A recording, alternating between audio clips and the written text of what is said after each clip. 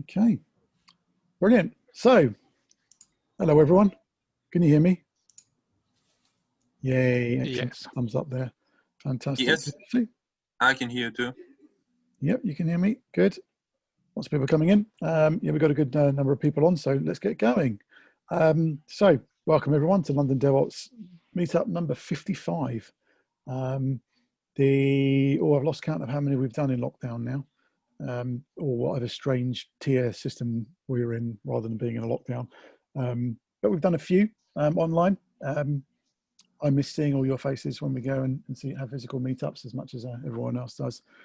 Sorry, we still can't do that, but here we are. We're still here. We're virtual, online on Zoom, and hello to anybody watching the recording.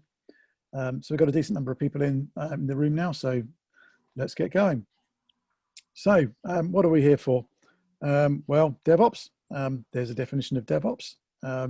A culture where people, regardless of title or background, can work together to imagine, develop, deploy, and operate a system. Great definition there from Ken from ThoughtWorks. Follow him on Twitter. He had some great insights. So yeah, that's kind of what DevOps is. Well, to us, of course. Those of you who have been on this meetup regularly will know that I often lament how many different definitions there are of DevOps, but that one was my favorite. Maybe to you, DevOps is about building a culture. Or maybe it's about lots of tools. Maybe you're a master of all these tools. Maybe there are many more new tools that have emerged since we did this slide, and we know all those inside out, or maybe not. So London DevOps, we've been going for since 2014. Telephone, we've been going since 2014. Physically, done lots of meetups. There are about 50 of them. In fact, I think it was exactly 50 that we did before we went on online because of the pandemic. So yeah, we've been meeting up about once a month to share knowledge, to meet new people, to help each other out, and we hope that you get the same experience from this. Everything here is shareable, unless you hear otherwise. So yeah, we've got a good talk coming up and a panel session. I'm hoping to learn quite a lot out of this. Reflect on my own experiences somewhat, learn some new ways of doing things, and I hope that you do too. So London DevOps, we record all these events. We used to have Mark with his camera and his microphones and all his kit doing it so that we can put them up on YouTube later. It's a bit easier these days, which means I've actually got no real excuse for not having uploaded last month's yet. But yeah, all the talks will be up on YouTube. So if you see something that you like the look of and you want to replay or you want to share with your colleagues tomorrow, anything like that, then go find us on the YouTube channel. Just stick London DevOps into the YouTube search and you should find it there for your perusal and consumption. So as we know, we've gone online now, but we had a code of conduct before. The code of conduct still does apply. So please have a look at that. While I leave that on your screen there, just for a minute or so. Yes, again, one of the things we've changed recently in London DevOps is that we're now doing this as just a normal Zoom meetup with lots and lots of people in it, rather than it being a webinar. We did the first couple as webinars, found the experience kind of stale, not really very much of a meetup, more just us talking and there allegedly being people out there listening. So yeah, you are on a normal Zoom meeting, which means you can open up your camera, open up your microphone if you want to speak or show us something. But please do make sure you abide by the code of conduct. So I'll just leave that there for one more moment whilst I clear my throat.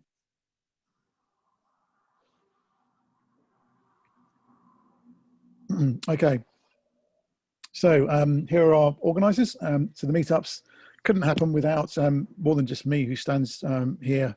Well, used to stand at the front of the room being noisy, taking all the credit, but it's mostly the other guys you see here doing lots of the hard work, organising speakers, panelists, in some dim and distant past, and hopefully in the not so distant future, also organising venues and pizza and drinks. Let's just run through them all. If you guys want to just come off mute and say hello when I mention you, we always go left to right, so I'm going to go the other way this time. So with the brand new profile picture there, Alex Dover from Prism Digital, do you want to say hello? No, thanks, Matt. Yeah, Alex Dover. I'm the founder of Prism. We're a DevOps and cloud talent partner, and yeah, nice to see everyone here tonight. And looking forward to the end. Great, thank you, Alex. Next along, we've got Jack. Do you want to come off mute, Jack, and say hello? Hi everyone, thanks Matt. So I'm Jack, I'm one of the directors of WeShape. So we're a DevOps and cloud native consultancy. And like Alex, very happy to see everyone here and hope you enjoy the talks. Thanks, Alex. Mark, do you want to go next? Yeah, hello everyone, I'm Mark. As said, I'm just around here. And I'm Matt. So yeah, I'm the pretty one in the middle. So yes, we're the organising committee. If you have any thoughts on the meetup, the format, the speakers, the panelists, my nicely trimmed beard or anything, no, I don't want to know what you think about my beard.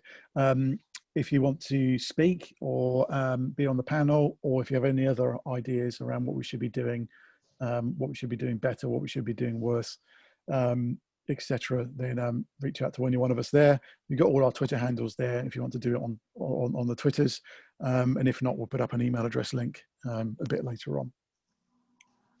So yeah, we'd like some chatter on social. If you're so inclined, there's a hashtag for tonight, hashtag London DevOps. Any comments you have on this stuff that you see before you on the talks, the panel, any questions you have, etc., then please do stick them up on Twitter. Just looking at the chat, John just asking how many people are not in London in this meetup. I don't live in London, but I did used to go down to meetings when I could.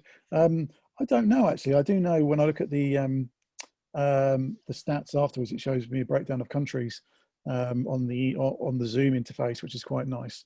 And it does show that definitely we're getting lots more people in from different places. Thank you for sticking your locations in. There you go. Lots of places where yeah, not easily commutable to London. So thanks to everyone for coming on. Okay. Mark. Oh yeah, Mark doesn't live in London anymore, which is all a bit bizarre. But there we go. Okay. So sponsorship. Yes, we couldn't do this without our sponsors.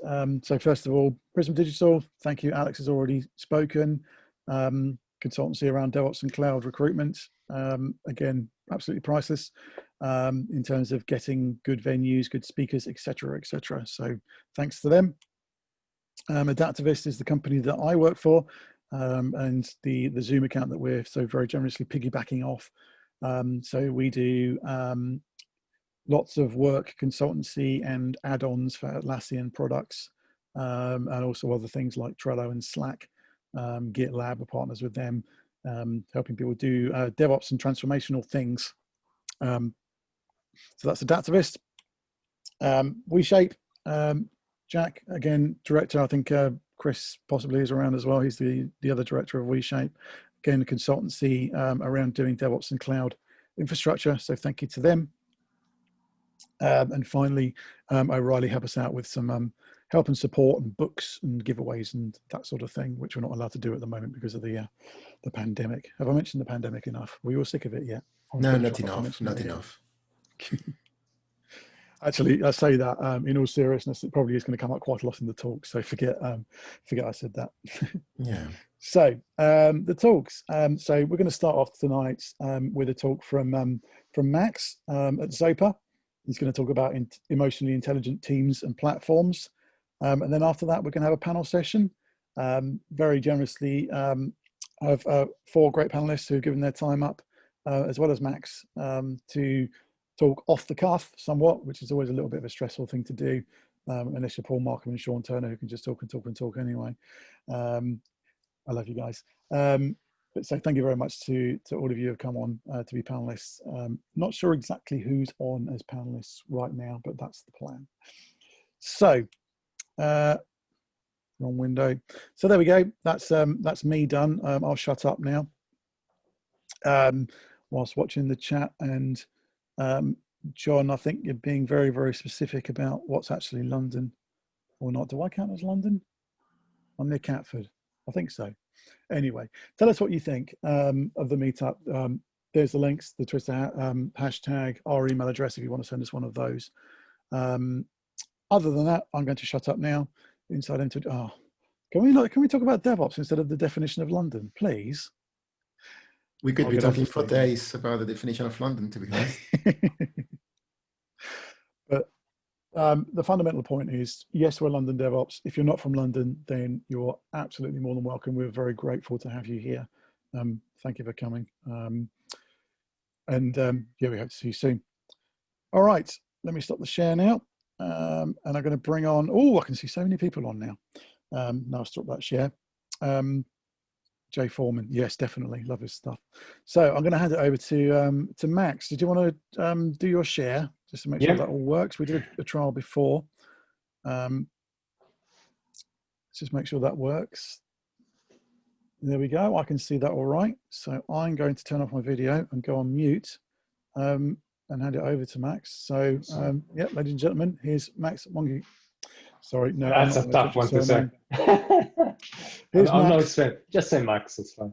Here's Max. Hey guys. So thank you for having me. This is it's really good, and I'm feeling emotional. So just pretty good to talk about emotional intelligence. So it's going to be a bit of a different, maybe a different slide than the usual. But yeah, here we go. So first of all, I'd like to present myself. This is a bit of a snapshot where places I've been, things I used to work with. Don't judge me on Pearl, or some people in Puppet, and things I like to work on with. So I'm head of platforms at Zopa.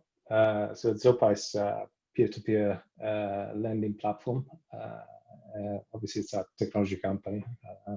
And recently launched as a challenger bank with savings account and credit cards. It's pretty cool stuff that they were doing over there. Many people mistake Zopa for Zopla, so that there's usually a conversation. It's always just to disambiguate that first, but once we passed that, we took tech, and it's good. So why am I talking about emotional intelligence? So this is it's been a journey for me. So I prepared this slide. This deck is actually a year old now, and I generally run through this deck with my teams and explain my journey, because there's some interesting aspects of emotional intelligence, specifically values. Because they go hand in hand, and the story starts when I found myself several times, and I'm sure you can relate, where I was at a job and I wasn't happy. I was looking. I thought maybe I should look somewhere else, and the problem started when I was promoted to a manager role, and I started having the responsibility for a team. And as a manager, I felt my responsibility was to make sure that the guys were involved and were actually happy to come to work. And at times, I found myself that I wasn't happy myself, but I had to motivate these guys. And I found myself in this dissonant state that I couldn't do it. And I said, this is not right. And so I started asking myself questions. And this is the key, asking myself questions. It's not something that I like computers and a very simple black, white, 1-0. So asking myself questions was challenging to begin with. And so I started asking myself, well, what is it that I'm looking for? And the question is, was I looking for the dream job? Does it actually exist? And that's where the journey started for me. And interestingly, when I started looking at values and questioning what I was thinking, I found some parallels with systems. So what I wanted my team to be like and myself to behave like was actually similar to what I wanted my systems to look like. So I started to think about this, and this is why I started to do this emotional intelligence. I call it AI just for a joke. because there's a lot of artificial intelligence going on there. So the first thing that I wanted to do in this deck is to put some numbers or to paint a picture of why our job is important. We all know that our job is important, but how can I represent that? And I found an interesting research, and the research actually painted quite an interesting picture. So mind you, this was pre-COVID. So I did, as you said, I'll mention it. So the research study shows that a typical British employee throughout his career would spend 3,515 full 24 hours a day working, which translates in 84,365 hours. And they will travel 94,450 miles pre-COVID. And spend 13,356 hours doing so. They will also brew 7,989 cups of coffees or teas for themselves or the team, and experience 812 workplace arguments. And think about leading 16 times a year. So I found these numbers, I found them quite incredible, because despite the hours and the commitment in traveling miles and brewing coffees and teas, and we experience arguments and think about leading. So my question was, what is it that we're looking for? And the answer I came with. So initially I went around, so what do I want? Do I want a big company that I can put the name on my CV? Do I want more money? Am I interested in new technology? Because they were all true at some point. But the underlying motivation was it's something actually quite simple that we look in every aspect of life. We look for happiness. And that's what we crave. So my next question, how do you find happiness? What is there a recipe for happiness? And is the recipe for happiness? So this is what I discovered. So to have happiness, you need 3 ingredients. The first one is community. And this is, we're on the DevOps meetup. This is a community of like-minded individuals. It's quite in our human nature to want to stick to people that think like us, that we share things, and think about football club fans. We like to support the same team and go and cheer them up. And there's an interesting parenthesis in actually sport that I find very interesting. How as human we like to have specific goal. Actually, the narrower the better. Think about a football hit inside the goal, or a basketball inside the basket. Tennis within the squares. It is in our nature, but that's besides the point. The second ingredient is values. If we have people around us that share our values, we find ourselves at ease, we find ourselves happy. And the third ingredient is control. So control, not the negative connotation of control. I don't mean the manipulation or coercion. This control, meaning that we feel that we are in control. We are in a place where our voice matters, where there's a framework that allows for our creativity, for our being to be expressed. And so all this,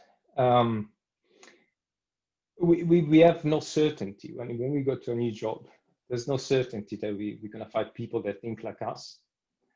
There's no certainty or assurance that we're going to find the same values as ours. There's no certainty in that there's a framework that allows us to be ourselves, to be in control. And we can't control that. We have no power.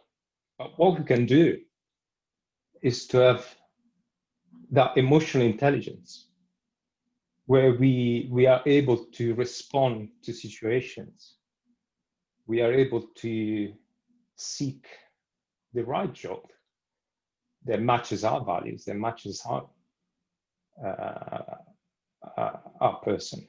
But we need to know that first. So, and that's why emotional intelligence is important. Emotional intelligence is at the basis of asking yourself these questions. So understand yourself. By understand yourself, you understand others. So there are 4 pillars for emotional intelligence. So the first one is self-awareness. Self-awareness is having this kind of dialogues with yourself and understand why we're feeling what we're feeling, without discarding what we're feeling, because every emotion, it's got a purpose, and it's got the right to be there. And self-management instead is how to handle the more difficult emotions. And I'm talking about anger and fear. And again, there's a place for those, but you need to have self-management so the anger doesn't go over a certain boundary that you don't want. Or even happiness. How do you channel happiness? How do you channel those positive emotions that actually could, see, if you're managing a team, you want to have that momentum going, right? The third one is empathy. Empathy, personally, is the one that I had to practice, and I'm still practicing. This is a still work in progress. I'm not good at this. And empathy is the one that needs to be practiced the most, I believe.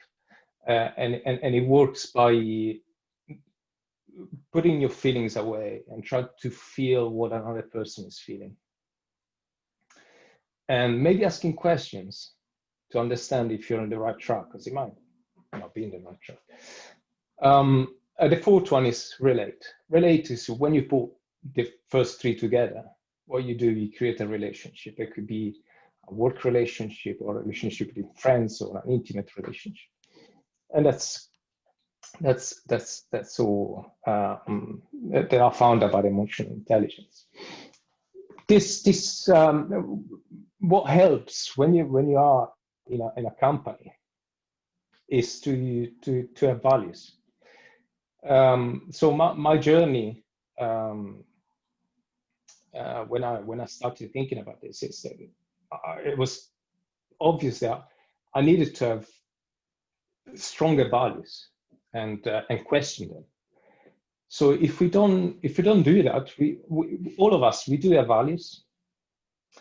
They might be unquestioned. They might be coming from a culture, from the people that brought us up, and I'm sure that we share most of the core ones. Like probably none of us would murder anyone, or we probably value honesty. But I needed something more tangible, more not just on the surface. So I started developing and writing down what I wanted for myself, for my team, for my platform. And I started questioning even the companies I was interviewing for when I was changing jobs. For instance, Zopa. When I joined Zopa, I was presented with these values, Zopa's values, and I said, yeah, they're pretty good values. Yeah, I can't fault them. Many companies these days they have values, but sometimes they're just a tick box. It's just the company says, yeah, we're big enough. We need to have values because we need to show that we're organized. And instead, what I noticed while I was interviewed at Zopa is that the interviewers were trying to match me with the values and see if I fitted. And I was happy. I said, this is really good. I like that. And to actually believe in the values, they want to have the whole employee force to be adherent as much as possible to these values, which is something that I like. So what I did, these are the values I came up with. And as I said before, I found an interesting overlap with some of them with platforms, and I'll talk you through this. So the first value I talk about generally with my guys is about integrity. So integrity is we're familiar with, our geeky side is very familiar with the word that comes from the word in integer. And you know that integer is a whole number. It's not a fraction. It's a complete, undivided, unbroken. This is integrity. Integrity is also binary.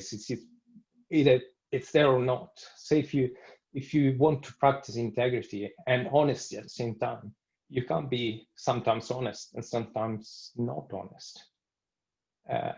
There's no space for that. And I'll tell you later, but there's a catch there, because you can't just have integrity and honesty, otherwise you'll be brutally honest. So it might offend people, alienate others. Also, think about in platforms, integrity, storage. What's the opposite of an integrity in storage? It's corruption. It's quite a striking opposite. And or integrity in a platform. It's a platform that's connected. It's doesn't have snowflakes. It's an immutable platform. In teams that practice integrity, you generally see all hands on deck approach, and it happens naturally. The second value is reliability. This comes from two words, reliability, so the ability to rely upon. The best way I've found to explain reliability is to think about the outcome of reliability. So the outcome of reliability is trust. And if I agree to do something and I'll deliver consistently, I know that I can be trusted to do that. In platform, if a platform, whenever there's a platform that doesn't, maybe it's not performing well, there are issues in the platform, it goes down continuously, you start losing trust on the platform. It's not reliable. So this is it's quite interesting. The third value is responsibility. Again, two words, ability to respond. So this is with DevOps, we it's quite appropriate for us. The opposite of responding is reacting, and we don't want that. That's why we work with automation, monitoring, and analyze trends, and we want to be prepared. And this is the great difference between the ability to respond and actually the ability to react to events. Same obviously for platform. Other values, they are obviously not, these are just humans. Computers can be honest, but they are honest. Honesty, it comes without explanation. But as I said before, when coupled with integrity and humility, it's a great value set to have. And humility because I'll explain a little bit about humility later. Sometimes you can't be brutally honest, because being brutally honest can be offensive sometimes. And whereas if you are honest but respectful, then you can still be honest and maintain your integrity, but have the humility to value the person you're speaking with, and that this creates a good relationship with your colleagues, good relationship in a team. And obviously that's what I say, humility. Humility is important. Sometimes it's mistaken. So many people don't want to be humble because it's considered a weakness. So I'm not saying to be a pushover. I'm just saying humility is to think of yourself less and value other people without accepting all they say or without compromising your values. The last norm, so this is not a value, it's a norm that I generally ask my team, is to have a noble learning culture. So this is quite common. I think even the agile framework asks you to have a noble learning culture, especially in incidents and stuff. But it's a very important norm to have in a team, and because we show that we value engineer, we also we're honest with ourselves. We're all human. We all make mistakes, and this is still thing. I think I've run through my slides. I don't know how much time I use, but anyway, let me conclude. So in conclusion, I think my journey, what my journey has taught me, it is that it is in our control to practice good values, and so that the dream job and the hope and the happiness that we're looking for can be as much as possible in our responsibility. And I'd like to conclude with a quote you probably know. So with great power comes great responsibility. And Uncle Ben thought that quote for a superhero. So I'd like to reward that to maybe a more human target, which is with great responsibility comes great power. Thank you. Good stuff. Thank you very much, Max. Well done. Thank you. So, does anybody out there have any questions for Max? Again, I've forgotten to set the protocol for this, which is generally to either put them in the chat or come off mute. So I'll leave it quiet for just a moment if anybody wants to open a mic and say something.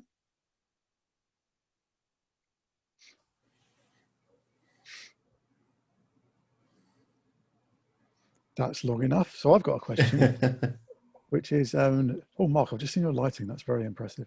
Yeah, do you think that did actually contribute to you getting your dream job now? I mean, you mentioned that at the start, Max.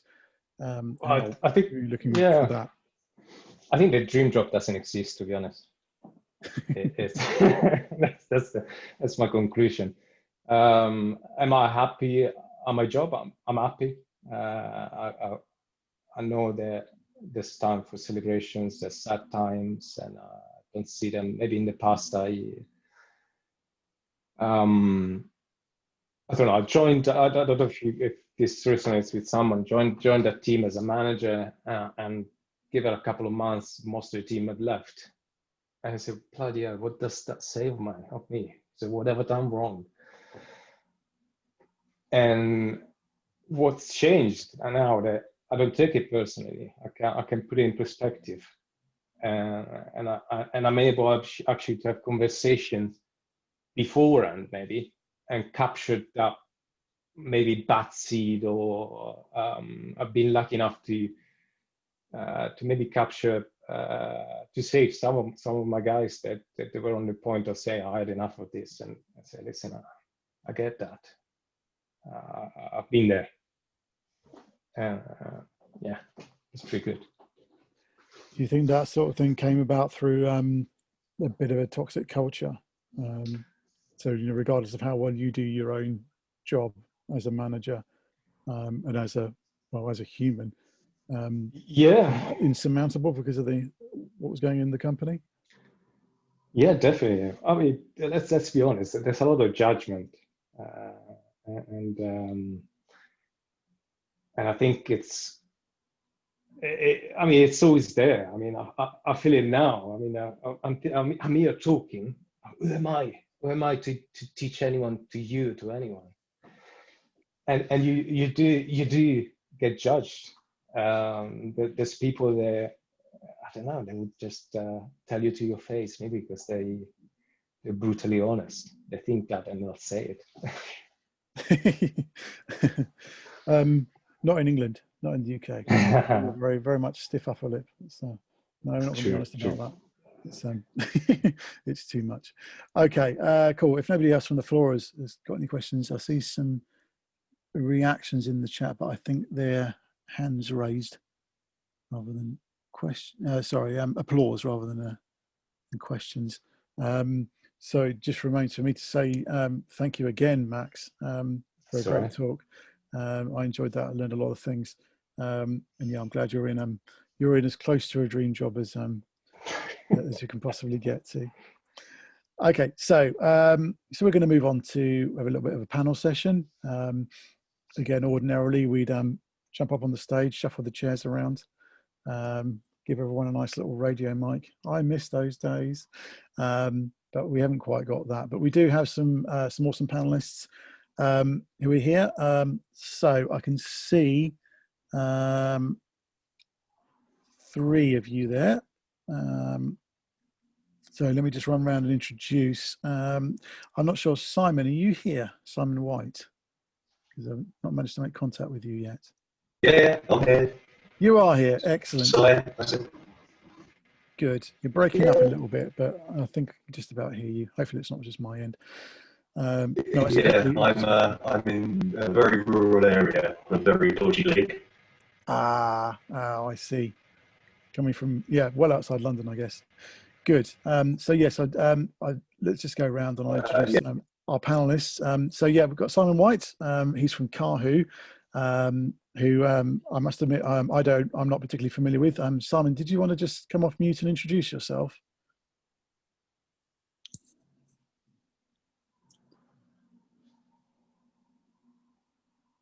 It's like Eurovision. Can you hear me?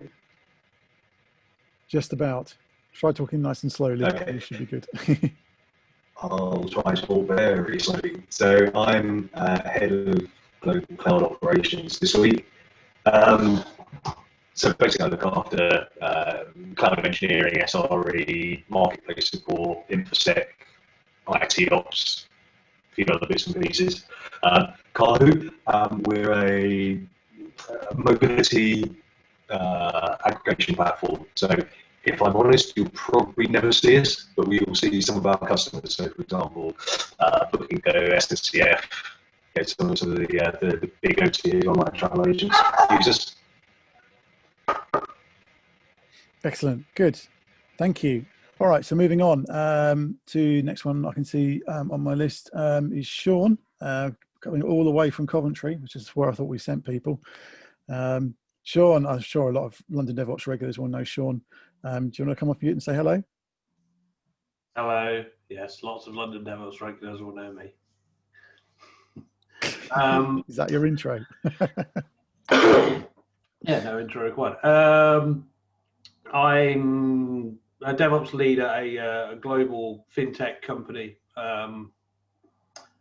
building stuff with Kubernetes on Amazon, pretty much as I did at the last few places, but with a few different bells and whistles, and probably different softer problems than at previous places as well, which is I think what some of this is about.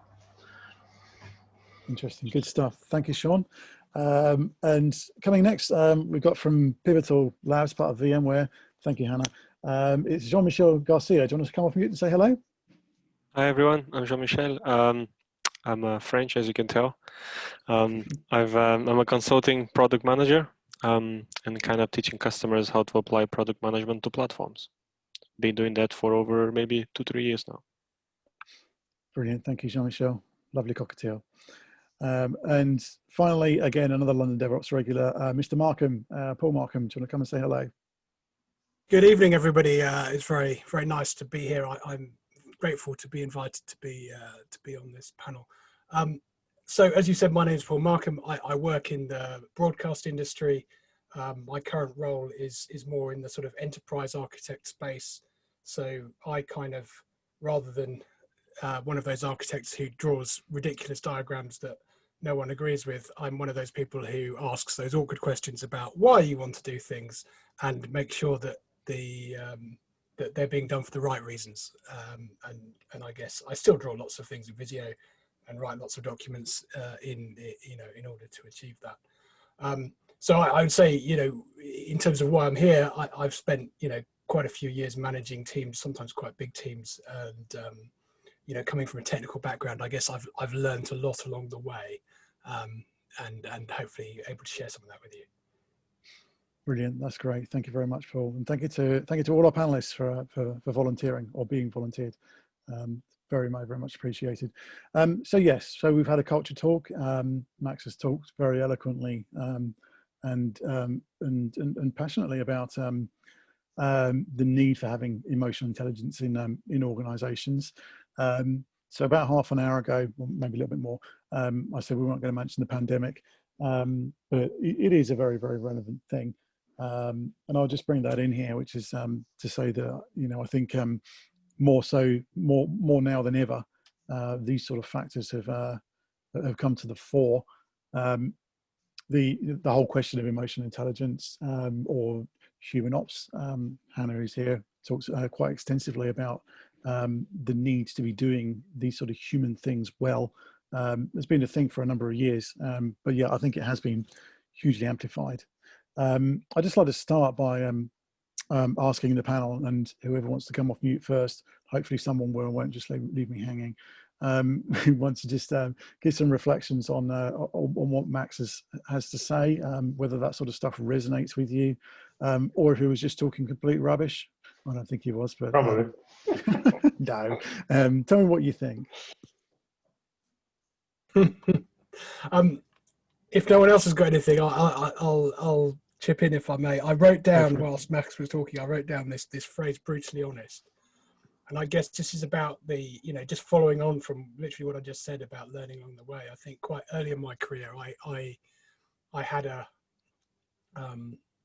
penchant, let's say, for being brutally honest. I was quite a blunt character, and that's something I got growing up, and it's something that I like to get to the point and be honest with people, and sometimes that was quite an effective way of dealing with people. I think as I progressed in my career and grew to more senior roles, there were times when that became that didn't work. I mean, I think it's what I'm trying to say, I guess it's back to that thing of just because something's true, it doesn't mean it's the right thing to say. And I think I kind of learned that the hard way, and I think it's a very important thing to bear in mind, because I certainly used to have this attitude. If it's true, then just say it.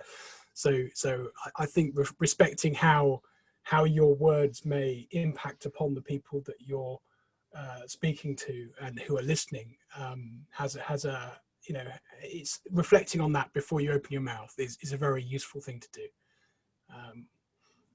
And yes, that's what I discovered. I think you can still be honest. I think you can. It's about the way you. It's about the way exactly. you phrase it. There was a guy said to me, I generally deliver stuff, hard things I deliver in excuse my word, in a turd sandwich. I said, what do you mean by that? I start with something positive, then deliver the hard thing, and then put something nice at the end. A complete sandwich. Sugar coated shit. Yes. Yeah, I guess what I was going to reflect on there was, I can think of times when I should have been more brutally honest, and times when I've been brutally honest but should have cut the audience down before doing so. And then also reflect that, like this being blunt and being radical candor, I think, is a modern way of describing this concept of like, this is what everyone else is thinking. I'm just going to come out and say it so we can clear the air. I find that sometimes that people that say yes quite readily and just generally smile and nod and go along with things might occasionally like get the upper hand, but they'll have much less fun doing so. Yeah, someone said in the chat that the difference how you say things change a lot. I used to be couple of years ago, maybe not so in the distant future. Very direct person, being French, I guess. It comes with its perks. And I used to say things just because I knew they were right. I knew that maybe, I don't know, the reasons why you shouldn't use a waterfall plan in this project or whatever thing it was, like I could be sure that it was the right thing to do. And until recently, I never really considered in which emotional state the other person might be in when I say that thing. So it's not only how I say it, it's not only what I say it, but it's also like, is the person in front of me ready to accept what I'm saying, and are they listening, and are they open to receive that, and trying to understand that with empathy, and trying to understand when is the right time to do it and when there's the right time to not do it.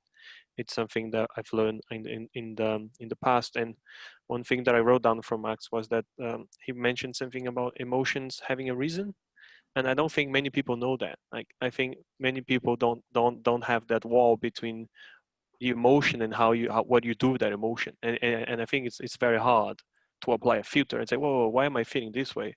Oh, that person is challenging my ideas, maybe that's why I'm feeling a little bit stressed. True. Cool. Thank you, Sean, for mentioning Radical Candor. The name was on my lips as well. It's a book by Kim Scott. He's just looking at the laptop where I've just rapidly Googled the name of the author.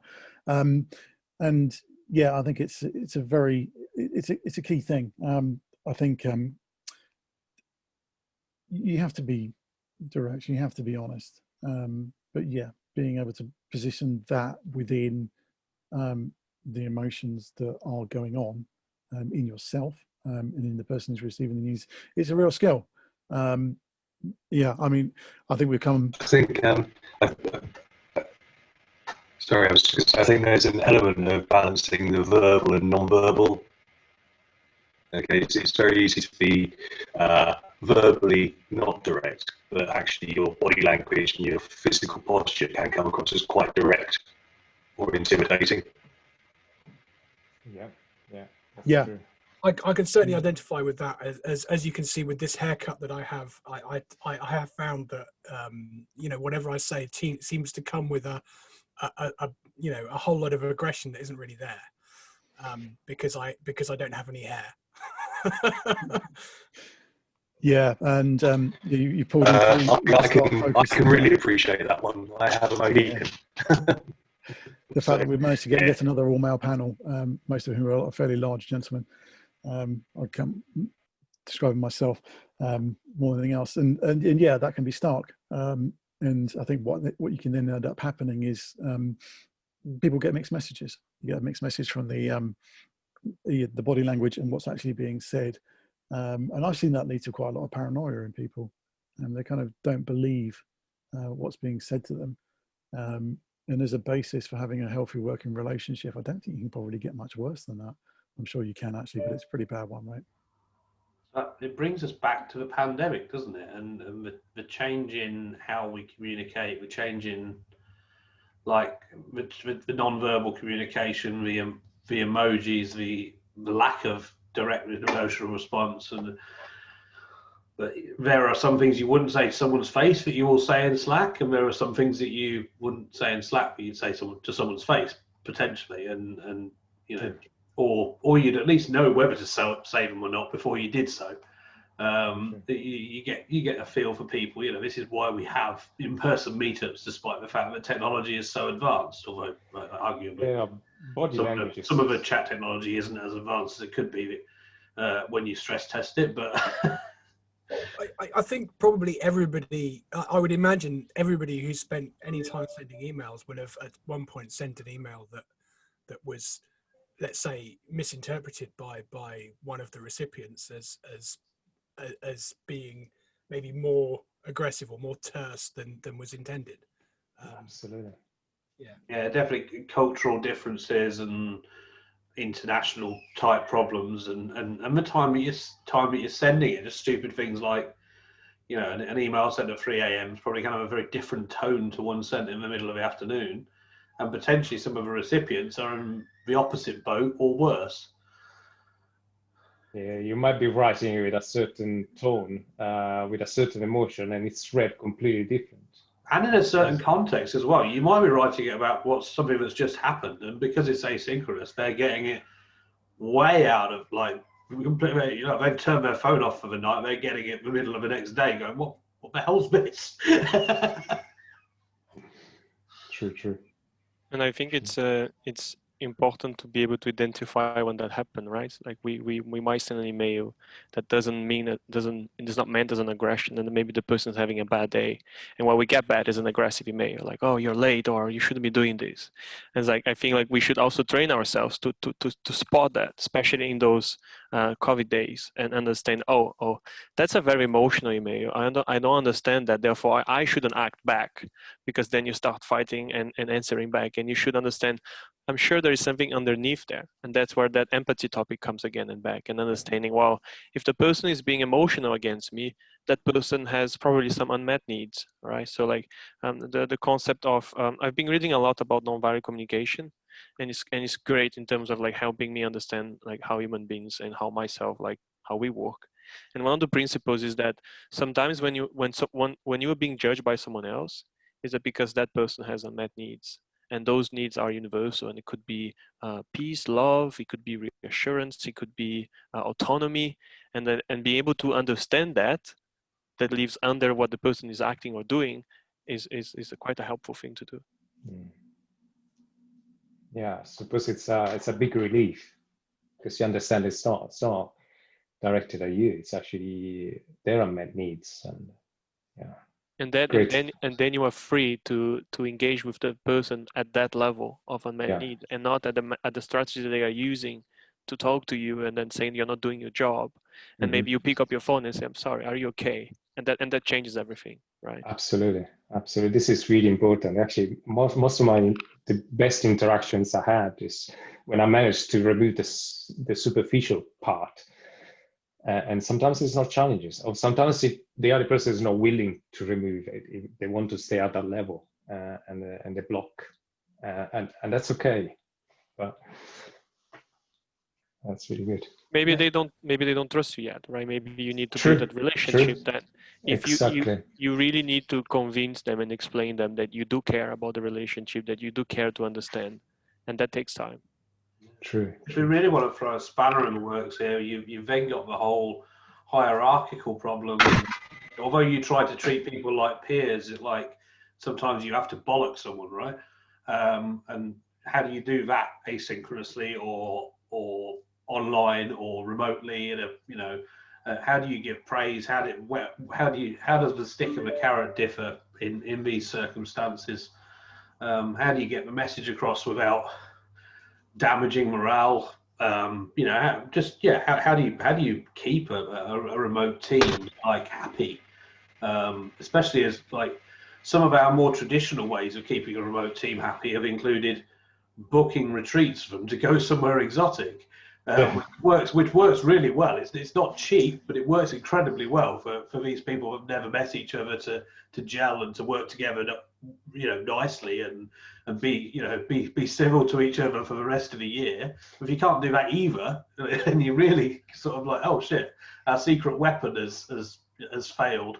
We need something else. And so you started to put in some virtual touch points and kind of trying to have these things online instead, but that's quite taxing. To interact with people, to attend a seminar for more than a few hours a day online is actually really quite tiring, if nothing else. Especially as there's this expectation that because it's not actually in person, you'll do much of your work, normal BAU work anyway, right? That tends to apply to everybody in the situation, except perhaps the organisers. So yeah, we can't take people out of this sort of working thing, and then some people have got little else, or they've got so much work they just think, well, I'll just do it now and enjoy my life next year, I've seen some creating things happening. Like we had a team who was under a lot of stress for a big governmental project recently, and some people were working a lot. And one of my peers, what she did was that she sent everyone a box of pizza and then some drinks, and that helped. You know, so I feel like there is a right time to get creative. Is a right time to pick up that old piece of paper and write down a little message, handwritten, and put it in the mail, and then mail it old school to say thank you for your job, or send flowers. Or I feel like it feels like that's the way forward. Yeah, there are places online that deliver wine and cocktails, and but then actually, like, do you know what your team's preferences are? Are you going to send the wrong thing to the wrong person because you've never met them? Can you poll for this in advance? You know, how do you send people, even just sending out a bunch of t-shirts? It becomes a massive organizational effort. Yeah, definitely. It's tricky, isn't it? Because you know, you want to reward the right behaviours, and you want to make people feel included. But I think one of the mistakes that we see people making is assuming that everyone wants the same thing. And yeah, t-shirts. I've got too many damn t-shirts now. Sorry, I shouldn't just talk about myself. But yeah, the point here, I think, is that if we're actually going to be empathetic, then a big part of that is understanding that everyone is individuals and managing those relationships appropriately. One of my questions to the panel was going to be, can you scale the key to that is building psychological safety. So the psychological safety plays into something that Sean said that made me go, oh, hang on, which is about, you know, the need to, I think the delicate term you used was bollock people. There is a school of thought, which personally I think I do subscribe to quite substantially, which is that if you ever get to that sort of situation, then you're masking a whole load of organizational failures that have caused the situation for someone to not be able to perform properly into the state where you think you need to, sorry, I can say it again, bollock them. Or is that, did the panel think that maybe there's a line there that no, you can't just be, you can take this stuff too far, you know, the empathy, the psychological safety, or is it unequivocal? You know, communicating with severity enough while being constructive, right? I don't mean out of the blue just snapping on someone. You know, I hope you do. Seriously, you've really fucked up here, and you need to not do that again. Here's why, you know. I think we've touched on something here, though, Sean, that is about how you talk to people in groups as opposed to how you talk to people as individuals. Because I think, you know, when you bollock someone within a large group situation, then that's a far more serious thing for them psychologically than if you take them into a room and have a one-to-one kind of like, you know, you're really screwed up here, mate, kind of conversation. And I think this idea that we need to be conscious of other people's safety about not just whether their relationship with you, but how they're perceived by everyone else. And I think, you know, again, you know, it's that, I guess the rule of thumb is that you praise people in the group and then you bollock them alone. And then, yeah, okay. But there are situations where you might not want to do either of those things. But I think you just got to be aware, haven't you, that in a group, it becomes much more serious. I'm in two minds about that one. I mean, I think if I'm telling someone off in a group context, probably lightheartedly, the rest of the group find out at the same time as they do, but this isn't the sort of thing, you know, they're not going to go away and do the same thing tomorrow. and be like that, you know, they're not going to go, oh shit, I've really screwed up this time because he's messaging me privately. They're just going to go, oh, okay, yeah, this, you know, thanks, you know, message received. Everybody's been told the same thing at the same time, which means there's no singling out happening. Mm-hmm. Yeah, there's a fine line there. So we need to be careful about shame. So shame is it can be very damaging. So it's got to be truly constructive and, you know, and almost like blameless. Ideally, blameless is blameless. At least in public. Yeah. And then in private, you can you can be constructive. Oh, you don't usually need to bother because I know exactly who you're talking about. Exactly. But yeah, no, I agree. With the right level of emotional intelligence, you don't need to bollock people one-to-one. Praising them one-to-one is it's all about values. Constructive thing to do. So if your values are different from another person, so for instance, it's for you, I'm just making things happen. And the way people learn as well, yeah, for you, honesty is not that important. You can maybe be, okay, I can be honest today, not tomorrow. And for me, it's important. And you're dishonest with me, it touches a value of mine. I say, hey, this is, my boundary has been crossed. I like that there's on the chat, Damien says, I can be nice or honest. I disagree with that, actually. Because there's no it's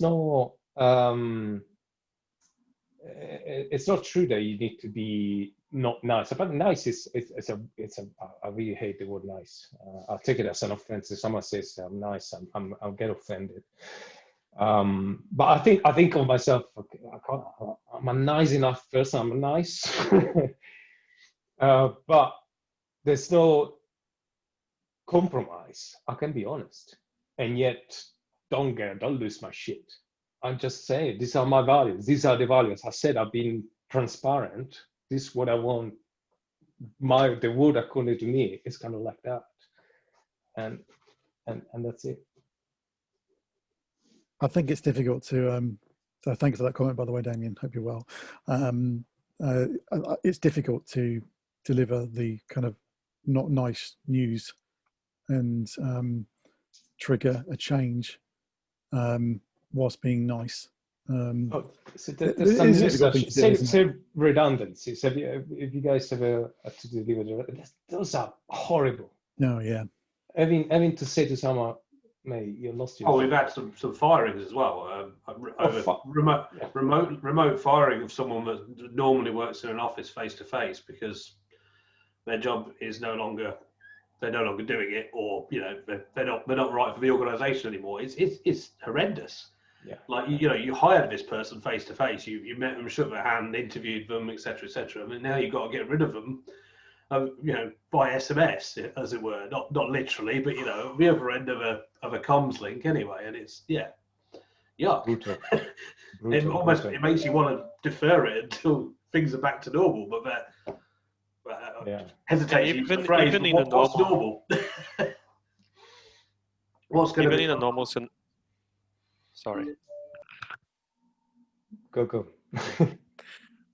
Even in a normal scenario, sometimes in big organizations, when you're doing the redundancy talk, you have to, by law or by HR law, most of the time follow a script. So it's not, even if you're in person, you cannot be nice and ask questions. You have to follow like a script that says what you have to say and so on. So it's horrible no matter what. And I feel like we need a lot more empathy in the HR world in general, understanding. But then when the legal makes it becomes difficult, right? Because you cannot help the person. You cannot say, "Oh, I want to help you find something." It's very difficult. Thank you. Okay, so just picking up on the chat again. Not just about telling the truth. You have to recognise that it's your truth in your context. Thank you, Pip. Yeah, very much from both sides. I've always find it helpful, Matt, to kind of try and step away from this idea of right and wrong or truth and not truth, and just kind of, you've got to, as a team, you've got to work for the best outcome, and the best outcome might not be what you start off believing is the best outcome as an individual, and you have to kind of be open to working towards that. And if you go in with a preconceived idea, you're probably going to you're not being a team player then, are you? So I think we're all imperfect, and we've all got to be open to what other people have to say, and maybe that's part of what this is all about. Yes, totally. I think and that all plays into the thoughts around psychological safety and everyone having a voice, amplifying the smaller voices. If you don't have all those sort of things, then you can't get to a collective idea of what is not necessarily right, but is what you're going to do. So yeah, rightness and wrongness, very, very divisive. Couldn't agree more, Jean-Michel. Okay, so in an attempt to steer it away from things like firings and redundancies, which is making me feel a little bit miserable, to be frank, let's talk a bit more about values. Max mentioned, his 3 pillars of being around community and values and control. It's a recipe for happiness. Yeah, can any of you, or would many of you like to talk to how can you actually, given a diverse group of people going into a team, maybe a new team, maybe an existing team, how do you actually affect the group, the core values that a team has, and how do you then attract the right people into that team and make sure that they share those values? Anybody want to take that one? Well, I can have a little rant here. Go on then. No more swearing, you're in trouble. I'll try. So we often talk about diversity and hiring in the same sentence, and then we talk about fit and culture and culture fit and team fit and how people fit, and it's like they don't need to fit. We don't just want diversity of color or sex or whatever. We want diversity. We want, they need to be fundamentally sort of reasonable people and not completely ridiculous, but they don't need to fit. They just need to be able to get on with a group of sort of like and not so like-minded people to achieve a business related goal. And some of them will be more introverted, especially considering the field we work in. Some of them will be ridiculously extroverted because that happens too. Some of them may have all sorts of personality traits that don't fit if fit is what we're trying to measure. But like whose team are they fitting in, and which level of the organization? I mean, in a startup very small, you've already got you can probably make a bunch of people fit into a startup, but a bunch of people that fit into a pizza-sized team at a larger organization aren't necessarily actually going to fit into the director level organization, their culture as well. They're going to fit into a part of the organization if we actually want them to. And do we want them to? Do we want to hire for people that are like us, or do we actually think that it'd be good for us to hire people that aren't quite so similar to us, and from a emotional, mental, thought kind of process point of view? And to get that true diversity of thinking and of talent and of just all of the things that comes with that, and with a nod to the traditional diversity that's so much topic at the moment, but we don't have much of on this panel. But again, some things are just accidental like that. And DevOps is probably quite a good example where you could put out for an engineer, you could have literally 300 applicants, and one of them is a girl and she lives in a country that you're not allowed to hire from. And that's, sorry, all bets are off. I tried. So if anyone wants a job and they're female, they want a DevOps job, or if you're male and you want a DevOps job, don't let the female bit put you off. Or if anywhere in between, that's the kind of, we're just interested in you because of who you are and your uniqueness and how different you might be in one way or another.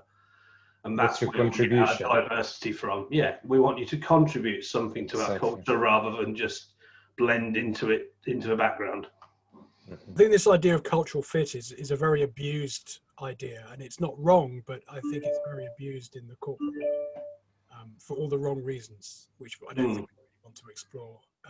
But I have certainly seen it abused in the past.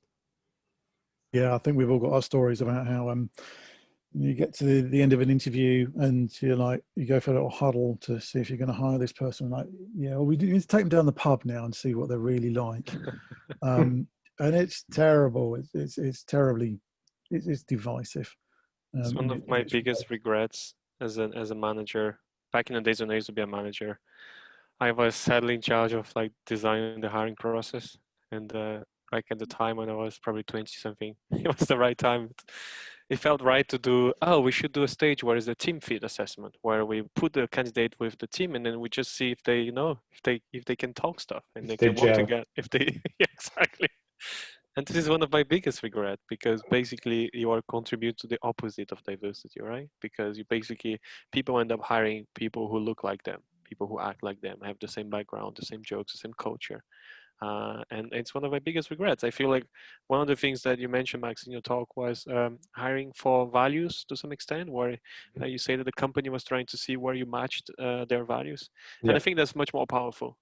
In Pivotal Labs, back when we were Pivotal, and probably still today, we used to hire a lot for empathy, right? Like, and then you go to the state, well, how do I design a process that assess empathy? And that's a much better, interesting discussion than to see if the person went to the same school or lives in the same neighborhood in London than you do. I like that.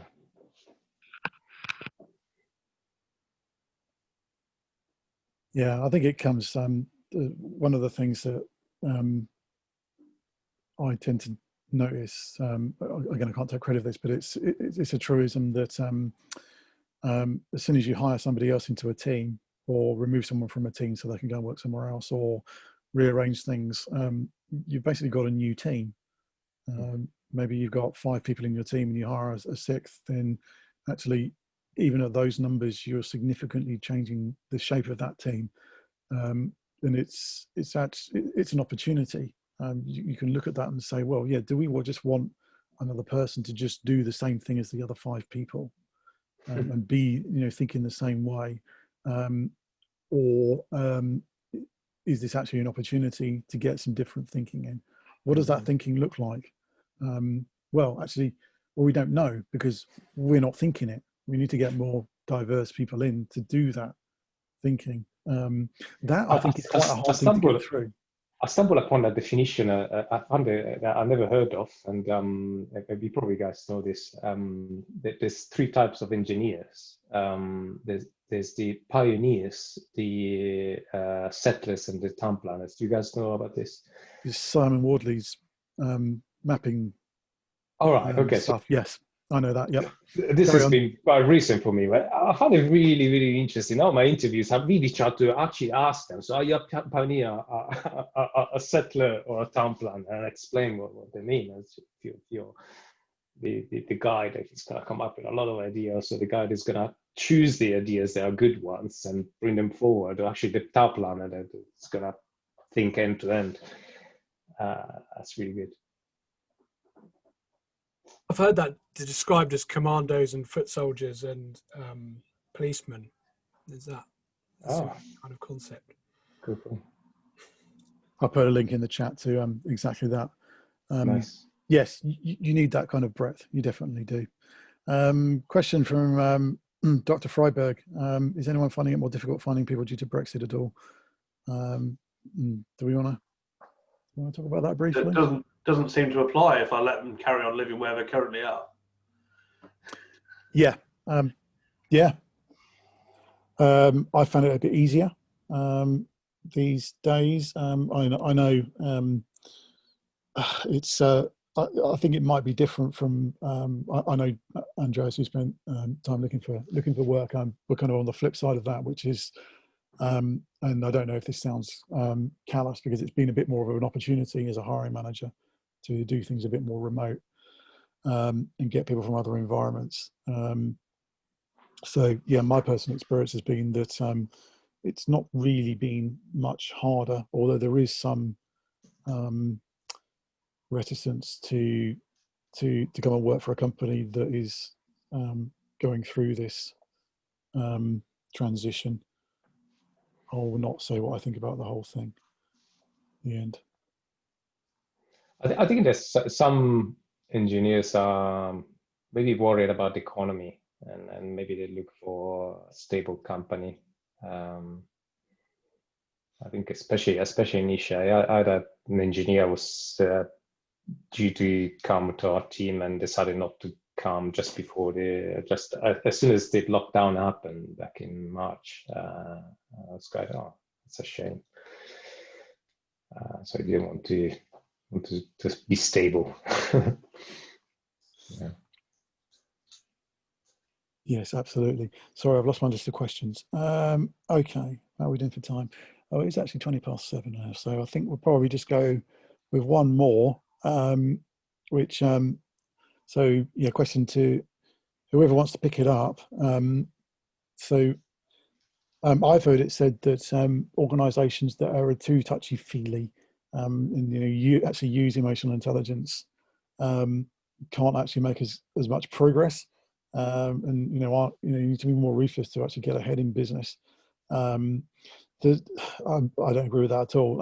Does anyone have any thoughts on that apart from no? Actually, so I think sorry, I'll just I think there's a space. So let's talk about narcissism and ego. So I think there's a space. Oh yeah. There's a space. So you don't get the Elon Musk, or you don't get the Steve Jobs without a big ego. Okay. If everyone was like that, it would be a disaster. And people around that might not be very happy, because I think it's bloody hard to be under this kind of. But I think emotional intelligence actually, what I think no one can deny that you want good intuition and you want good decision making, and that's what emotional intelligence gives you. So I think it's important. I mean, I'll chip in if I may and say I think this is about something that Max said in his talk, which is about walking the talk. And I think companies can put out a lot of hype, both internally and maybe externally, about their values and their emotional intelligence, or whatever it is that they want the world to see them as, and that can be a bunch of words, and in a lot of companies that is pure fiction, isn't it? And I think it comes down to what is it really like on the ground? Is it those words that they've put out in their to their employees, or on their t-shirts, or wherever it is they do it, or is that just really, are the employees just going, well that's a load of, Are they trying too hard? Are they trying hard to make themselves look intelligent and look touchy-feely, whereas actually, when you get down to the coalface, as it were, the reality of the culture is not anything like what they like to portray it as. I feel like I feel like the culture is more how the collective behavior of employees, and less about what is written. And sometimes it can be different.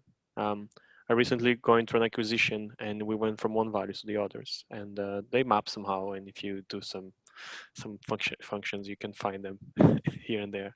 But I think at the end of the day, what matters is like how people act, and that you can fake, right? You might want to write a set of values, but if people don't embrace, then that just doesn't work.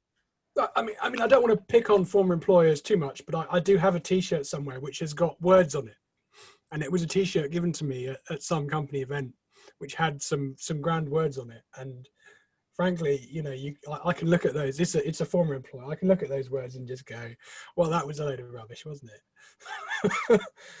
And these are the words that that are an attempt to instill a culture, but that wasn't the real culture. This is another where do I start one, I think. I think it's might be from D. Hock or someone like that who came up with this concept of an organization is like a living being. It's a thing that thrives and survives and evolves and matures, and that an organization can have emotional maturity.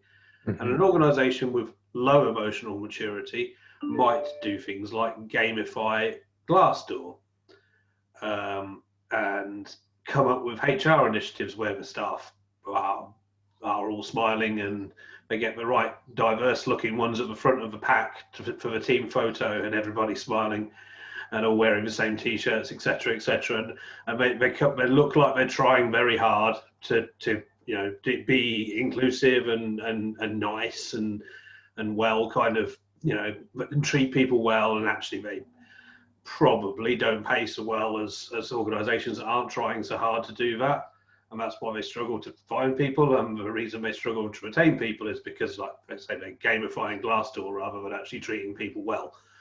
So I don't know if you come across the concept of, you know, like with TripAdvisor or any other sort of review site, if you filter out the 5 stars with no comments, you start to see quite a lot of real detail in, you know, and you scroll past the management whitewash of, can everybody go on Glassdoor and leave us a 5-star review, because we've got this pile of 1-star ones we want to push off the first page of disgruntled people.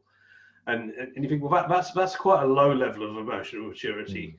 And a company with a higher level of emotional maturity probably pays slightly better, but not, you know, remuneration isn't 100% of it, but they probably have some more concept of employee ownership. They probably have some concept of meaningful benefits. So they don't give you shopping vouchers, they give you a decent pension. You know, that kind of, they're thinking about longer term prospects for the people that work for them, and how to actually care and provide pastoral care for their employees, rather than do what they're required to do and then a little bit on top that they consider as benefits. They actually think, okay, if I was to stay here next week, here's what I'd want, you know. And there are some nice things that aren't expensive that you can do, but ultimately, you know, it's that holistic.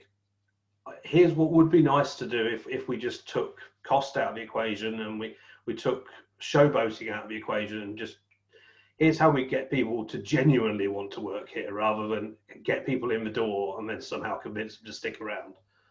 And there's a big difference in the emotional maturity of the organisation, and of the HR teams, and of the management teams, and all the way up to the top. And as with so many things like this, you have to take it all the way up to the top. And if they're slave drivers, you can disguise it however you want. It's very interesting. It's very interesting what you say, and it makes me think of a company that actually adopts values for real. So say a company decides to be honest with the customers, with the employees, starting from the CEO down. So there's not going to be hiding stuff or issues that are on a need to know basis. Oh, it seems to work for a fintech startup beginning with R. They seem to still have employees. You dear, come revolution, you'll be the first against the wall. Okay. Yeah, it's like that word, but shorter, I think. I think we've touched on something here, which is interesting, which is how do you, when a company has let's say an inadequate culture, how do you change that? How can anyone change that? And is that something that is really, I get the impression that's something that's really difficult to tackle. And it is. It's almost impossible. It's like digital transformation. It's the same thing. It always comes down to, when you look at the 3 tenets of DevOps: people, process, and technology. Like the people thing, it's culture.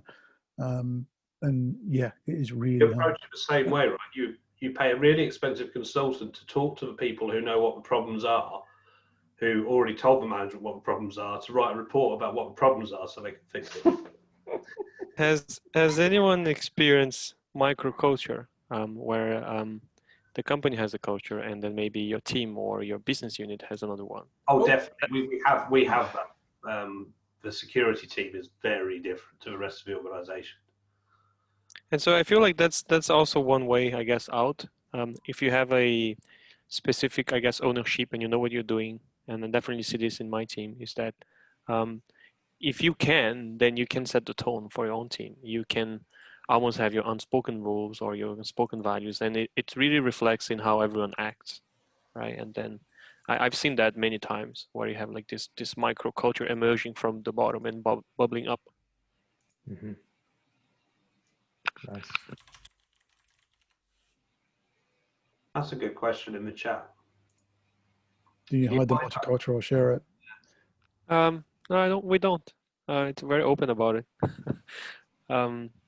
I feel there's no need to hide it because it doesn't really contradict the company culture. It's just like how you decide to embody it, I guess.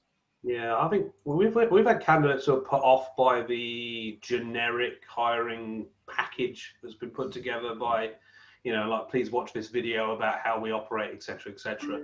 And then candidates were slightly put off by that, and you have to sort of sit them down and say, actually, on my team, we don't really subscribe to the things in those videos that I may or may not have actually watched. Here's what we do. Here's what I do expect of you, which is basically contribute. Be a positive force for change, or be gone. There aren't other rules. I think like the words on t-shirts example, I think that's an example of the corporate sheen versus the reality, isn't it? Yeah. I mean, some of his videos have the CEO in talking about it, but there's still sufficient degrees of separation from some of the teams doing the work that it doesn't really reflect accurately what's going on day to day. Mm-hmm. And some people find that a massive relief. And they're like, wow, I know I was joining a high performing organisation, but this video has really put me off. I don't think we're going to have a social life. So, well, you're not going to have a social life, but you're going to enjoy it. People that have, when you look at the organization at the macro level and you look at different teams, you might see, for example, that sales have a different culture than engineering, and then research has a different culture than, I don't know, financial, whatever. So at the core of every company, that's a reality, right? We already have the notion of microculture, and it's a reality. Like I'm one of those opinion that yes, my company has those videos. We have core values. They are published on the internet. We have a core everything you can think about it. And I feel like it's a status quo. Okay, brilliant. So thank you, everyone. I think we've had, I didn't ask half my questions in the end, which is really, really good.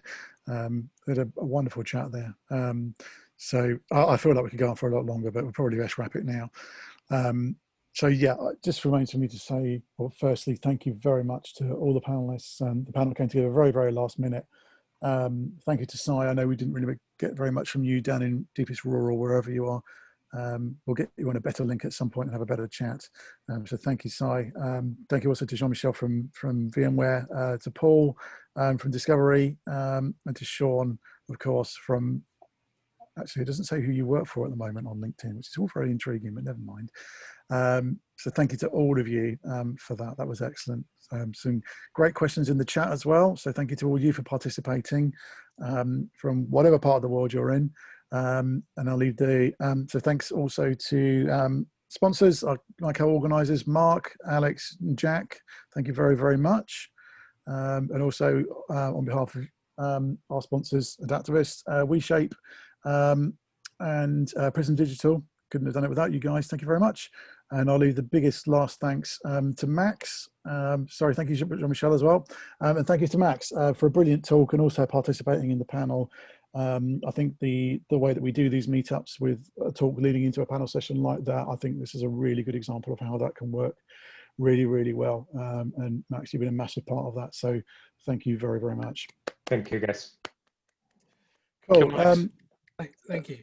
Are we sticking around for beers? I've got to go, but I'm going to leave the room open. So if you want to stick around for a beer, you guys have definitely earned one. So thank you so much. I seem to remember last time you said that, and then somebody left, and it all ended. So but that was this meetup, wasn't it? I can't remember, but anyway. Well, it's this beer culture we've got. It's not reflective of a diverse team. Speaking of which, if you want to be on a panel, if you want to do a talk, especially if you don't look like everyone who's been speaking tonight, please do get in touch. We're planning our next meetup will be, I think I know who the speaker is going to be, in about 3 or 4 weeks' time. We'll do another panel again. So thank you if you've already volunteered. We're working through the list of people who are on that. And so, yes, thank you to everyone for coming and listening. Hope you enjoyed it. Have a great evening. As I said, I'll leave the room open for now. I'll stick on for a couple of minutes afterwards. Apart from that, thanks everyone. Have a good evening. Thank you. I'll stop recording now. Thank you. Cheers. Thanks, Good Matt. night, everyone. Bye. Bye-bye.